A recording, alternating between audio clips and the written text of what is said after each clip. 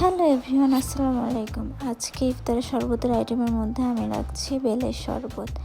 বেলের শরবত আমার খুব পছন্দের একটি শরবত। আপনাদের কেমন লাগে অবশ্যই জানাবেন। এটি খেতেও খুব সুস্বাদু এবং স্বাস্থ্যের জন্য খুব উপকারী। শরবত ছাড়াও পাকা বেল এমনিতেও খেতে ভীষণ মজা। বেলে আছে carbohydrate, protein, vitamin A, vitamin B, vitamin C ও ক্যালসিয়াম।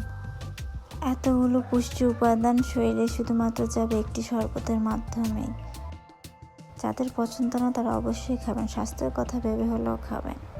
এখানে আমি বেলের আঁশগুলো ছাড়িয়ে নিয়েছিলাম। দেন সামান্য পরিমাণ কিছু চিনি দিব, যেহেতু পাকা বেল এমনিতেই মিষ্টি তাই বেশি চিনি দেওয়ার প্রয়োজন নেই।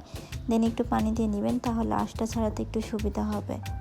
আঁশ ছাড়ানোর পর এগুলো একটা ছাঁকনিতে করে ছেঁকে নিতে হবে, যেহেতু বেলের অনেক বিচি থাকে, এছাড়া ছোটো ছোটো আঁশগুলোও থাকে, তাই এইভাবে ছাঁকে নিতে হবে। এখন আমি একটা গ্লাসে বেলের শরবতটা ঢেলে নেব। দেখতেই পাচ্ছেন আমার বেলের শরবতটা কত মসৃণ আর সুন্দর হয়েছে। ঘনত্বটা আপনার উপর নির্ভর করবে আপনি কেমন খাবেন।